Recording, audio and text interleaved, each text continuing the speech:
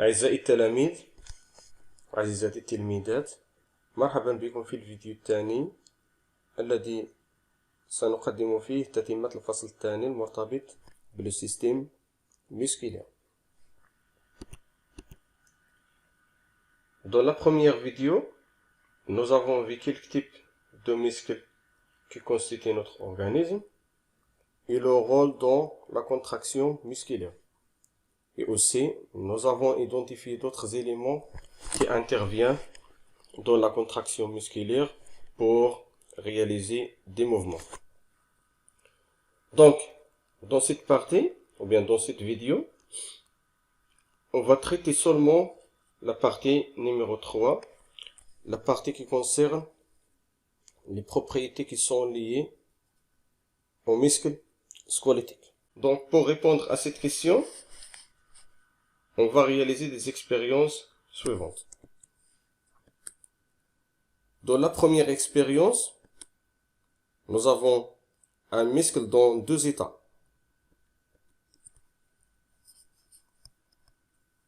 Le premier cas avant l'excitation et le deuxième cas après l'excitation. Donc, premièrement, vous faites une comparaison entre l'épaisseur du muscle dans les deux cas et aussi entre la longueur de ce muscle dans les deux cas. Donc, lorsqu'on fait cette comparaison, on va constater que après l'excitation, l'épaisseur et le comment il augmente. Par contre, la longueur est diminue. D'accord? Et ici, vous constatez qu'on a utilisé une excitation de nature électrique. Donc, le muscle, il fait une réaction après une stimulation et on déduit que le muscle se caractérise par une propriété de l'excitabilité. D'accord?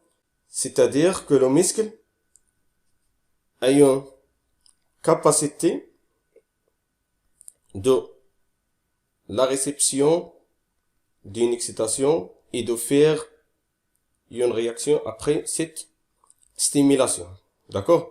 إذن هنا ملي استعملنا هاد l'excitation électrique يعني العضلة دارت ردة فعل. ردة فعل بعد استقبال هاد l'excitation.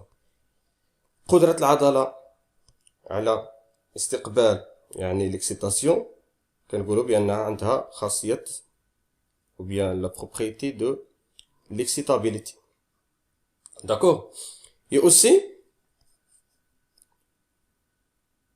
on dit que le muscle, il se caractérise par une deuxième propriété qui s'appelle la contractilité. C'est quoi la contractilité? La contractilité, c'est-à-dire que le muscle a une capacité de se contracter. إذن هنا لاحظوا هنا ملي العضلة كتستقبل واحد l'excitation يعني هنا كدير واحد ردة فعل اللي هي عملية تقلص. إذن هنا لمعرفة هل العضلة في حالة تقلص أو حالة تمدد يكفي فقط ملاحظة الطول ثم السمك la longueur et l'épaisseur. إلا كان la longueur كينقص كينخفض و l'épaisseur كيرتفع، في هذه الحالة كنقولوا بأن العضلة في حالة تقلص. فهمنا؟ إذن هنا توصلنا أن العضلة الهيكلية تتميز بخاصيتين l'excitabilité et contractilité. Donc on va réaliser d'autres expériences pour atteindre à autre propriété. Dans la deuxième expérience, on va fixer l'un des extrémités du muscle sur un support et on place sur l'autre une masse de 30 grammes.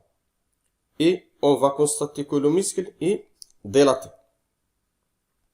Et après, on va retirer cette masse sur cette extrémité et vous remarquez que le muscle, il reprend sa longueur initiale. دونك في هاد الاكسبيريونس خدينا واحد الطرف ديال العضله الهيكليه درنا ليه التثبيت، ثم نضع في الطرف الثاني كتله تزن 30 غرام.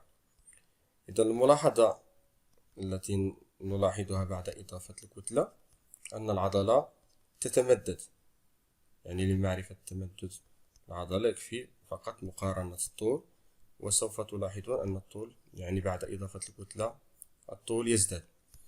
ثم بعد ذلك يعني نقوم بإزالة هذه الكتلة، ثم نلاحظ يعني عودة العضلة إلى طولها الأصلي. Donc, on déduit que le muscle, il a une troisième propriété qui est l'élasticité. خاصية المرونة. إذا لاحظوا معي بأن العضلة يعني قبل إضافة الكتلة يعني لديها طول منخفض، بعد إضافة الكتلة يعني طولها يزداد. إذا هنا نقول بأن العضلة تتمدد. بعد إزالة هذه القوة ولا هذه الكتلة يعني التي تسببت في تمدد العضلة، نلاحظ أن العضلة تعود إلى طولها الأصلي. إذن هذه الخاصية هي اللي كنسميوها خاصية المرونة. Donc en passant à l'expérience suivante. Donc dans cette expérience, on va réaliser même expérience précédente,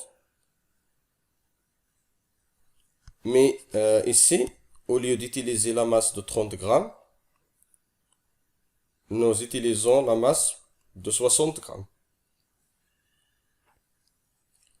Et lorsqu'on place cette masse sur un plateau, on constate que le muscle est dilaté.